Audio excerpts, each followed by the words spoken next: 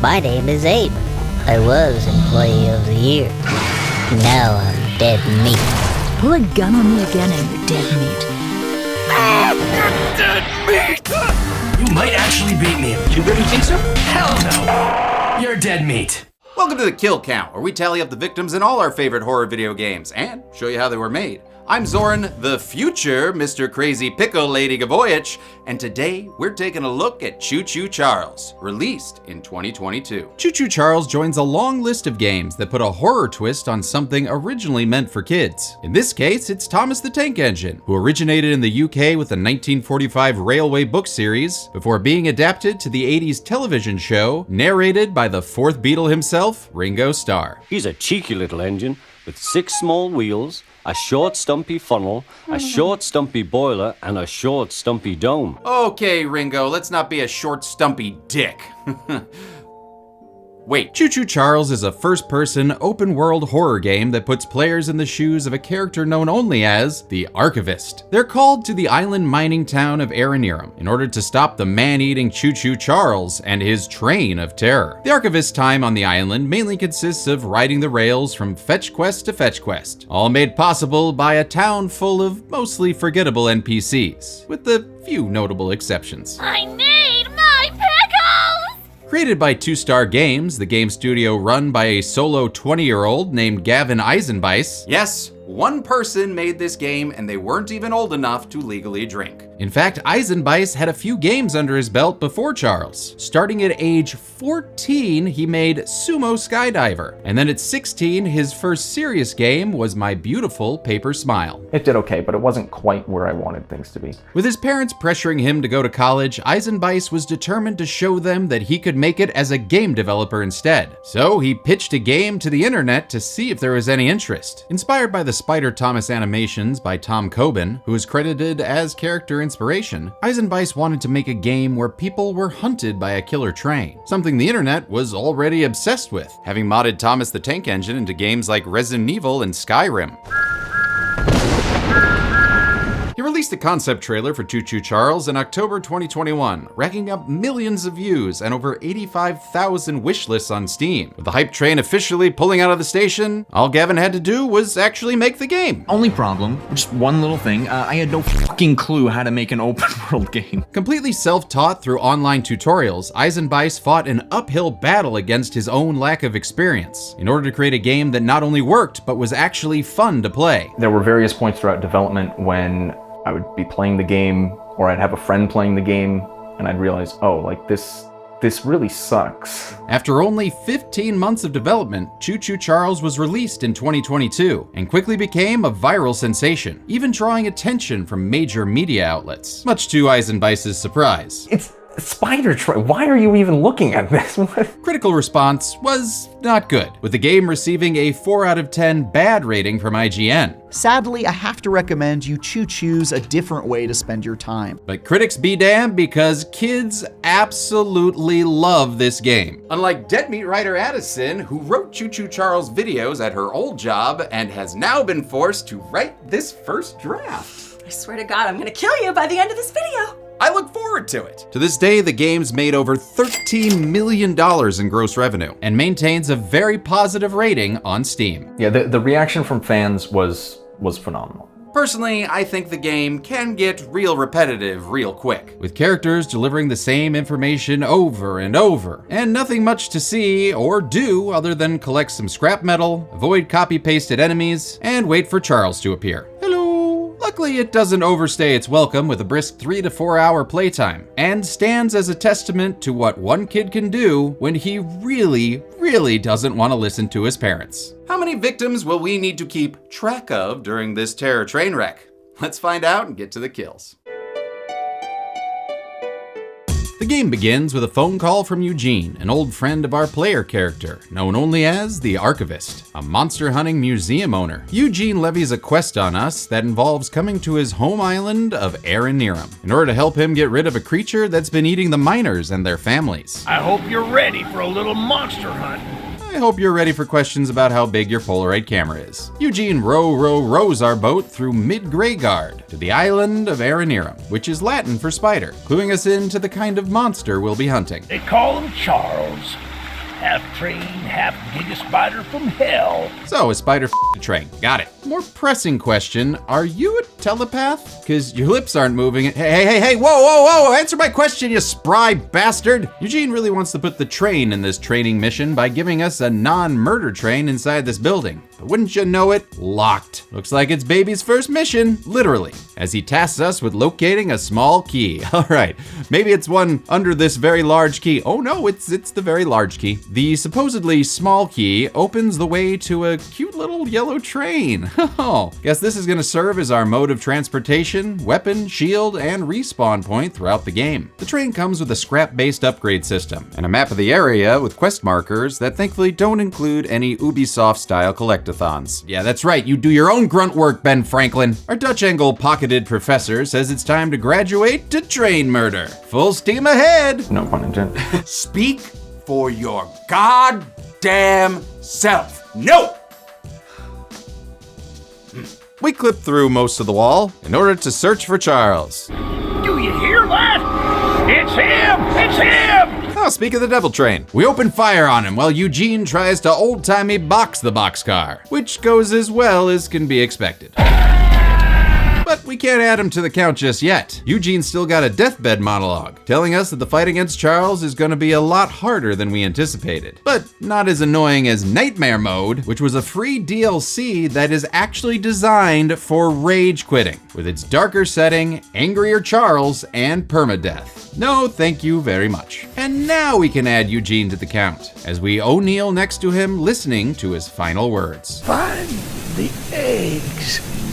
Find my son. Your son came in second to your shopping list? Oh, bad dad, bad dad. With that, we take the midnight train going anywhere we can pick up the next quest. And looks like this whole island is populated with ventriloquists? Hey, aren't you the new guy who's come here to work for us? Actually, the lack of facial animations was something that didn't even cross Eisenbice's mind, but were brought up during playtests alongside the generic look of the characters, which were all rendered in Adobe Fuse, a since discontinued software designed to simplify character model creation. By the time I actually knew that people would have liked it to be higher quality, it was too late in development to make changes like that anyways. Well, I guess if it's good enough for Bloodborne NPCs, it's good enough for Chuck. Our first side quest comes from Ronnie here, who promises to give us some scrap metal in exchange for grabbing paperwork. Pepperwork that he needs for a lawsuit against mining company owner Warren Charles III. I'm gonna sue the pants off of Warren once I escape this island. Reason 505 not to wear pants. Can't sue them off if you never had them on. Put them back on right now, you motherfucker! Ronnie's pepperwork is hidden somewhere in the mining facility, so we mirror's edge our way up the tower, finding a barrel of lime paint and a note revealing that the mining operation was going broke after failing to strike it rich. Oh man, do I need to call Blackhand Kelly to fix things? Farther up the stairs, we finally find the pepperwork. Oh boy, I bet Ronnie's gonna be so grateful for this. You look like a monkey climbing those towers. Well, you look like your shirt shrank in the wash. Huh. Thanks for the scraps, dick. Oh, sorry, your name's Ronnie? I meant you're an asshole. We give the train a quick makeover. Yeah. Then get that mean green machine back in locomotion. You know, I hope the rest of the townsfolk aren't as rude as Ronnie. The Archivist, in all your radiant glory. Well, hello to you too. Okay, well, this flattering fellow is Gale, who tells us that there's a temple on the island with a curious prism at the top designed with one purpose. To destroy monster eggs. Dun, dun, dun! Come on, man, try not to look so bored. It's exciting. Gale says we'll need to collect 3 of Charles's train eggs and put them in the prison to create a sky beam that lures Charles into a final confrontation. Oh, so it's like an Easter egg hunt. But instead of chocolate, the eggs are full of questions, like how does a train lay eggs? Are they delicious? Can I get a side of boxcar bacon? That's an extra charge? No thank you. Gale gives us a mine key and the location of the first egg. But first we'll need to get some better weapons. So we find a woman with a dashing tattoo named Gertrude. Seems her late husband was building a gun especially designed to fight Charles. We can have it as long as we get the barrels back from Warren's mob. Oh, and one more thing. She wants us to name the gun Bob after her late husband. Okay, I'll do it, but I'm gonna say it like Blackadder. Bob. In a nearby municipal building, we find a note from Eugene's son detailing the plans for a mutiny against Warren and the miners siding with him. Another note describes one of Charles's weaknesses, rickety bridges. Oh, and I guess Choo's Chuck is sensing us plotting his demise, showing up to blast his scary music, clip through the walls, and terrorize this guy. Oh, look at how scared he is. You can tell by his blank expression. Turns out this is Paul, Eugene's son, and god damn it, we found him before the eggs. Oh man, Eugene must be rolling over in his grave. That is, if we bothered to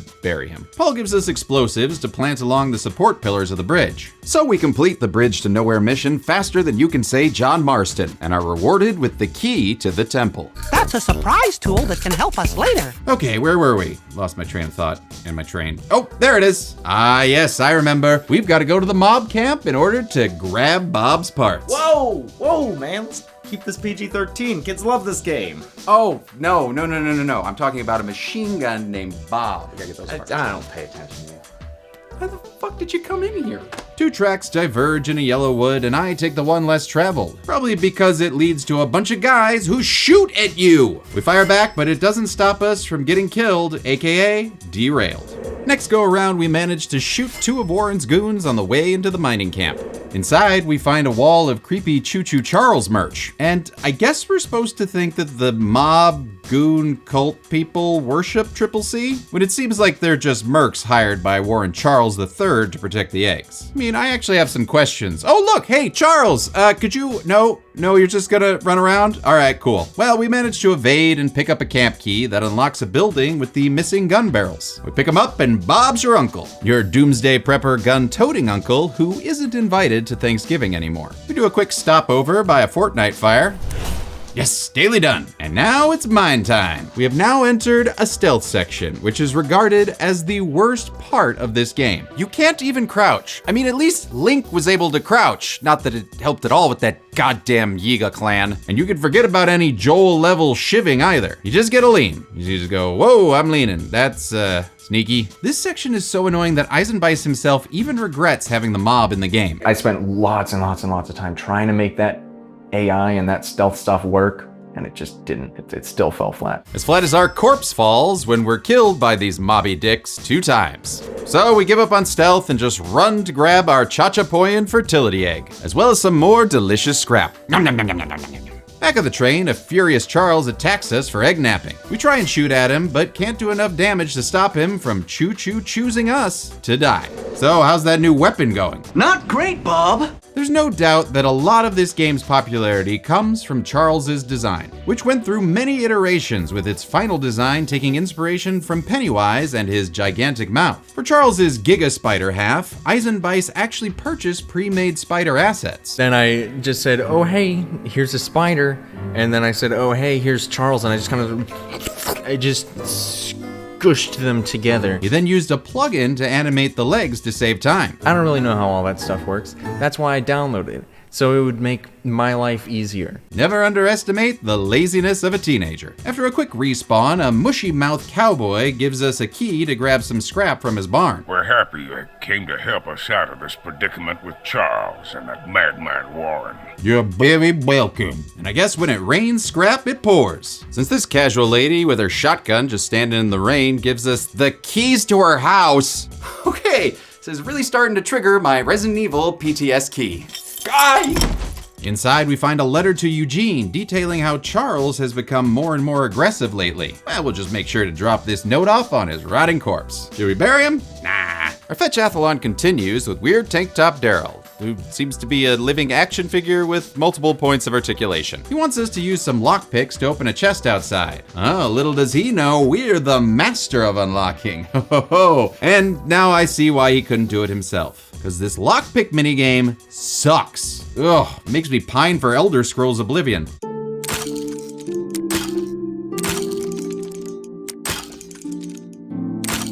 We finally get the chest open to reveal an ancient tablet leading us to believe that Charles might be older than we think. The story of Choo Choo Charles is pretty bare bones, having been non-existent when Eisenbeiss started developing the game. After going through about 4 script iterations and help from his friends and family, a lot of the lore is just revealed through notes. From them, we can decipher that Charles is some kind of ancient demon who is locked away in the island's interior before accidentally being released by the Charles Mining Company. And then, much like a hermit crab, this demon spider crawled into one of the old mining locomotives to give us his current form. After earning Daryl's respect, they earned my respect. I just fucking said.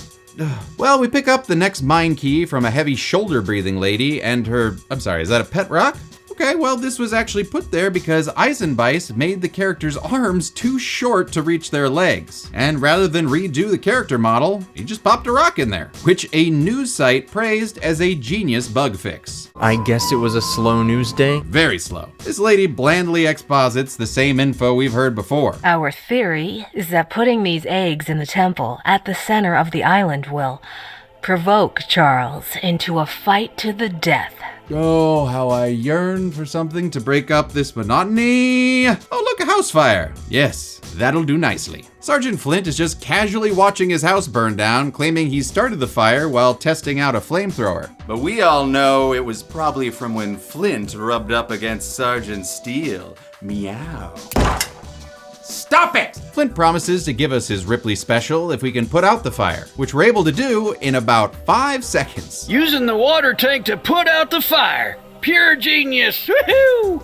Or just common sense. He hands off the flamethrower, nicknamed Bug Spray, and leaves us with some final words of wisdom. Shoot dang. And if you're wondering where all of our weapons actually get their names, well, they were all suggestions from Eisenbeiss's social media audience. You know, kind of like an improv show, but for murder. Our Woodley wandering is finally broken up by a wicked witch of the quests. Hello, darling. This is Lizbeth Murkwater, and she's got a stew bubbling and needs us to toil and trouble ourselves to find its final ingredient, a dead fish over on yonder island. We cave to Murkwater's demands and head down the witch's road. Where it goes, no one knows. Although, you'll need to be wary of Barry, the swamp monster. I'm sorry, there's a swamp monster? Okay, why does anyone live on this island? I bet the property tax is low. We get a look at her stew recipe and oh good, she's a cannibal. Wonder if she's shipping that over to Todd's restaurant. We then hop into the swamp to do our thing, and according to the marvelous Mrs. Hazel, we can avoid Barry by being still when he comes near us. His vision is based on movement, which we apparently move too much for, because Barry swims up from nowhere and jump scares us to death. Okay, fine, no problem, we'll just be more careful. Hey, we've all seen the water level in Amnesia: The Dark Descent. Just need to avoid the splashes and stay still. Nothing bad'll happen. Wait, what's that sound? Oh shit, trains can't swim, can they? Can they? Yes, they can! Yes, they can! Go! Anyone get the number of that locomotive? Sorry, I missed it. And I will say the train whistling in the distance is absolutely the creepiest part of this game. It's a great precursor to a Charles attack that is especially freaky when you're out in the open. And it was all these random attacks that Eisenbeiss spent a lot of time perfecting. That was something that was such a pain. Charles was programmed using behaviors in Unreal Engine 4's Blueprint visual scripting system. Eisenbeiss knew he wanted the player to either be able to hide from Charles or fight him long enough for him to run away. But the question now was, how often would he attack? First, Eisenbeiss tried timed encounters where Charles would attack every 10 to 15 minutes. It was pissing me off while I was testing the game. Okay, so what if he just randomly wandered around the island? If you have a spider train in a massive island that's just walking around randomly, you'll never find him. He finally landed on a system where Charles would slowly encircle the player in a series of spirals, getting closer and closer over time. Unfortunately, Charles was so big and heavy, he kept getting stuck in the environment. So Eisenbeiss created a series of checks and tests that would allow this Roomba from hell to get unstuck. First step, if he gets stuck, he'll run around in a circle until he gets unstuck. If that doesn't work and he's still not moving, then he has to teleport to a new location. And if that still doesn't work, then he'll keep teleporting until he gets to a location where he like actually has navigation. It took many months of playtesting to perfect, but finally he found the balance. It's weird. In order to make something feel natural, it has to be so unnatural. After one more go at the unburyable swamp quest, we managed to crawl onto the shore, grabbing some scraps and we hop back in the water and avoid Barry Burke Not a Man, getting to the shore to allow Murkwater's stew construction to continue. See ya, Grunty! We venture into another mine and mock pick open a chest to find, oh, are you kidding me? More green paint? Where are they hiding the blue? I want a Thomas the Tank Engine train.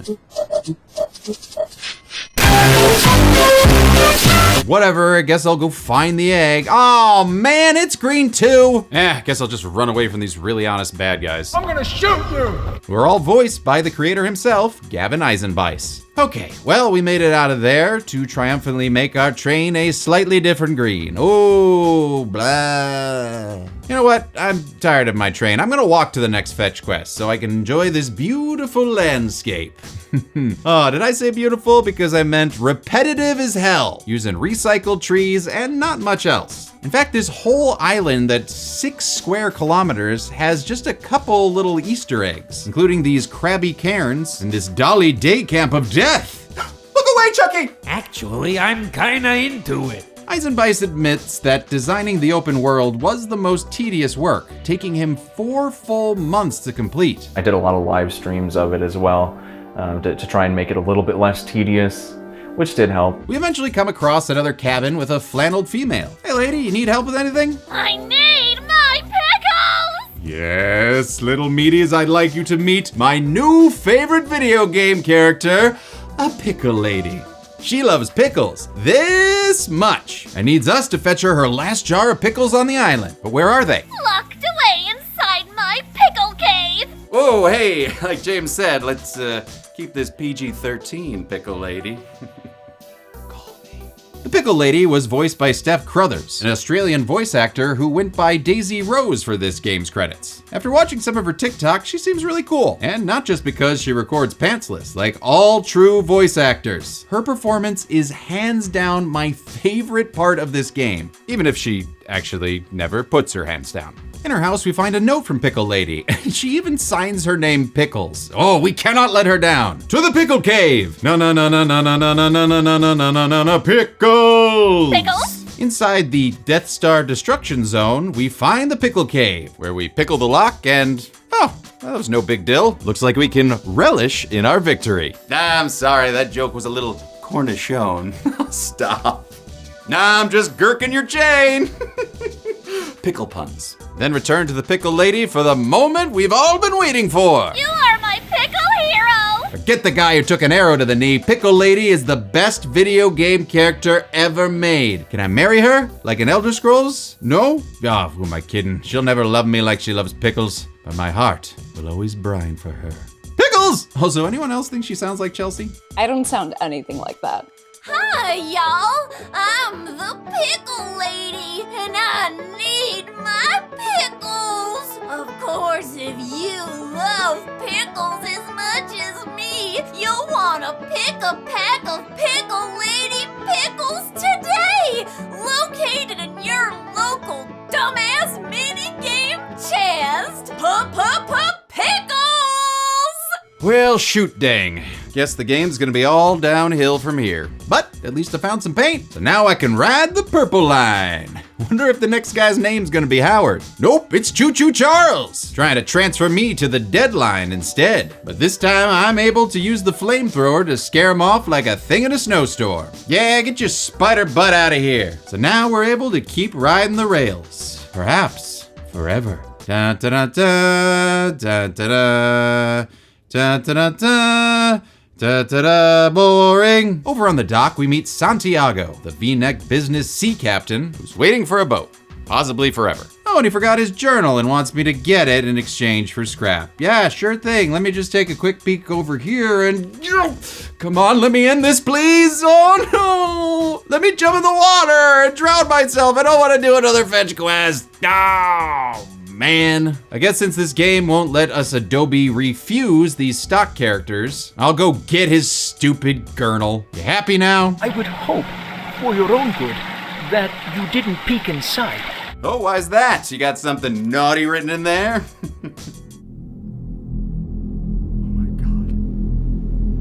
You sick son of a bitch!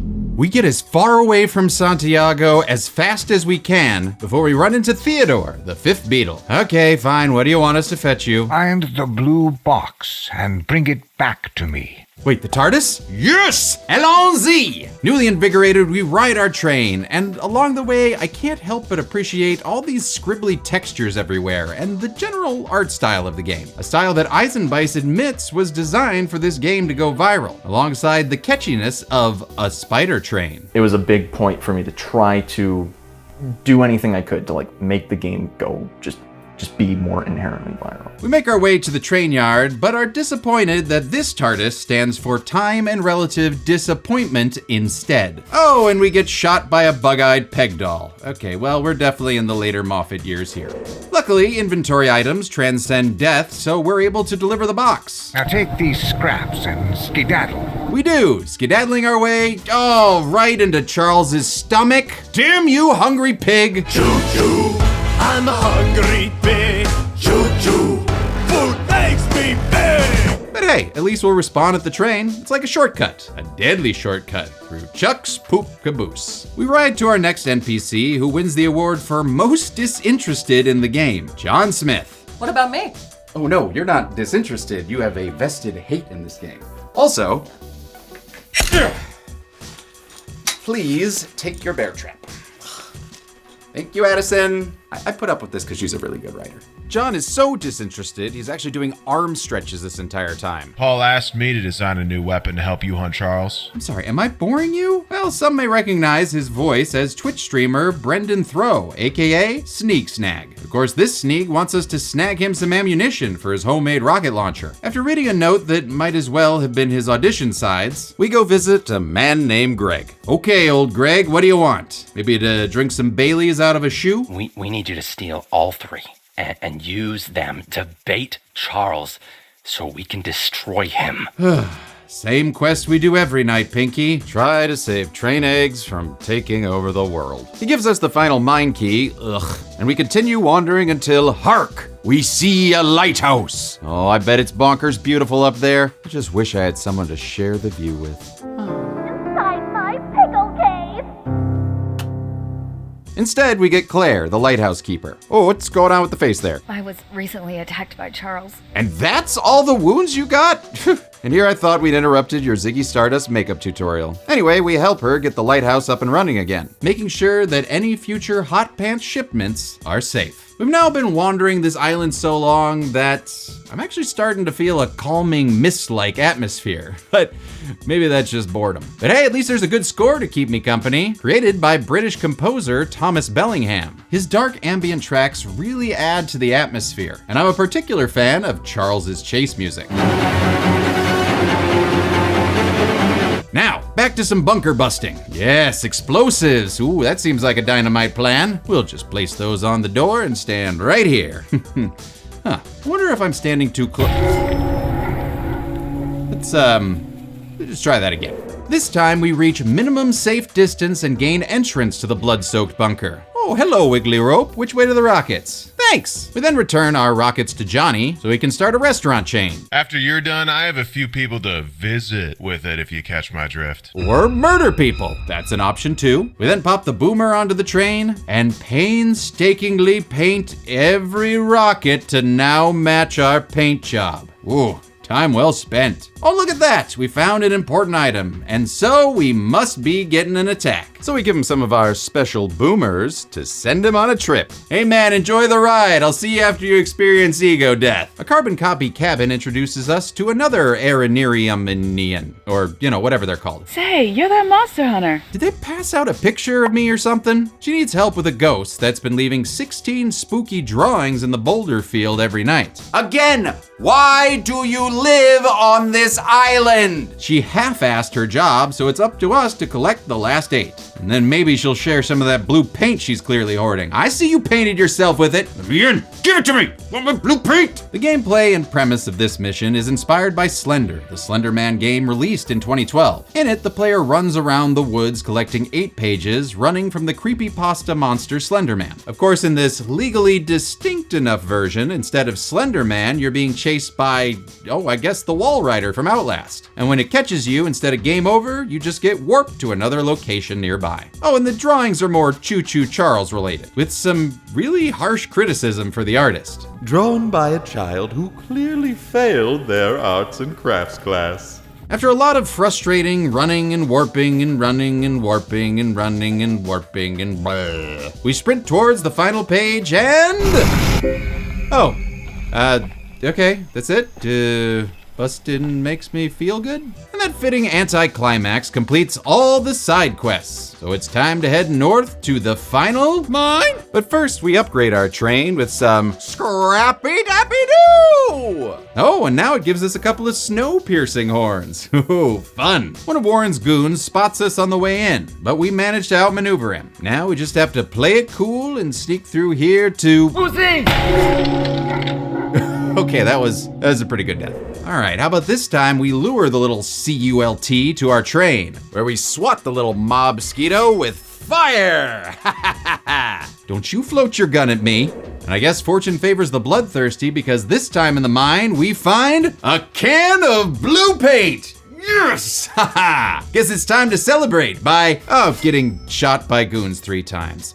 Come on. Ugh, I'm so sick of being derailed. Why can't I just be race? PG-13, PG-13. Managed to grab the egg though, and it's blue too. Oh, it'll match the train. What a glorious day. One of the thorn in my side cult members tries to chase us out. That just means another kill we can add to the count. Got some fresh meat for ya, Bob. Yeah! I hate you, I hate you, I hate you and your Stupid Renaissance fair pantaloons. And now, for the paint job I've been waiting for this entire game. Yes, behold, in all its... Oh, come on, it still looks kind of purple. Damn it, game. I guess if I mix some red blood with it with a couple more kills. Here you go, Bob. All right, that was actually a good death scream. Still looks purple though. We arrive at the temple and telekinetically insert the eggs into a prism. Like you do. Warren Charles III then shows up, looking like a cross between Lawrence from Office Space and Stanley Ipkiss. He tries to stop us, but we no listen. No! You fool! You doomed us all! Oh wait, was Warren actually trying to save us by protecting the eggs? Are we the baddies? Oh well, Char Chools then arrives to ingest our generic skybeam, causing him to grow like a Grinch heart, until he reveals his final form. Kill Charles! As we flee the temple, Charles evicts a goon from his home and his life, before chewing on Warren, which is just gloriously horrifying. While he's busy with his Warren buffet, we board the pain train ready to fight this giant spider like a Nick Cage Superman. Unfortunately, Hell Charles is far more formidable. He's bigger, stronger, and can teleport. So this time, Charles is in charge of taking our lives a few more times, before we adjust our strategy from shooting him to shooting him better. The trick is to repair the train as Charles damages it, using the remaining bits of scrap to buy enough time to start the final episode of Thomas the Terror Engine. With Charles in place on the bridge, the bombs detonated, sending him into the sky. Oh no, said Charles. I wish my gameplay loop had been less repetitive. Maybe if I... But before he could lament any further, a kill graphic verified that Charles had been killed, impaled through the face, thus signaling that this train was no longer in service. We linger on a wonderfully gruesome shot of Choo Choo Charles's corpse as the credits roll. 2-star games? Yeah, that sounds about right. But wait! There's more! As an after the credits scene reveals, there's plenty more money to be made in this franchise, with an entire cave full of delicious train eggs. Tonight, we feast. How many Aaron Nerum Knights lost their locomotivation to live? Let's find out and get to the numbers. Oh, crap. I'm stuck. Okay, all right, I just need to teleport someplace I can move like Charles. Yeah! Where'd he go? Where the hell am I? Oh god, why isn't my mouth moving? Wait, copy-pasted trees? Rain that doesn't affect me? A casual cannibal witch lady? I'm in the game! Which means I can finally be with my pickle wife! Crap.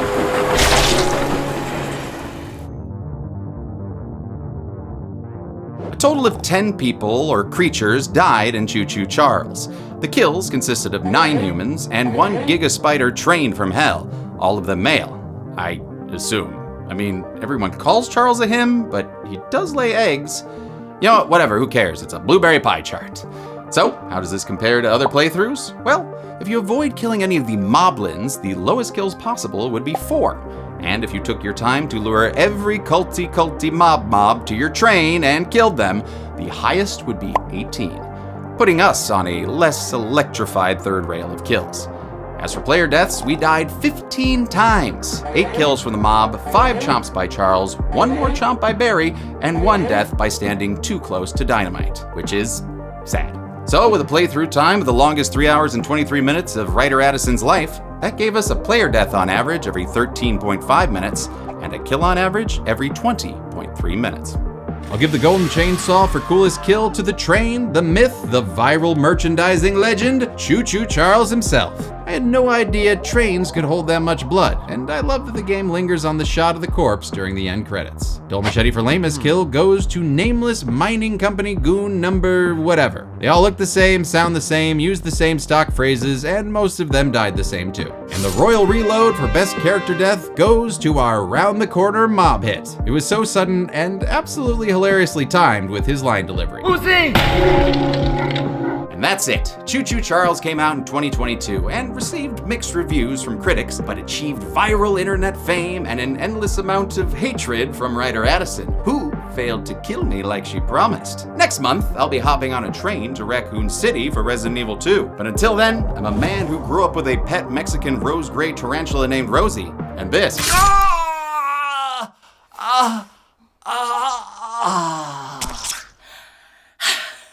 This has been the killing of Zoran.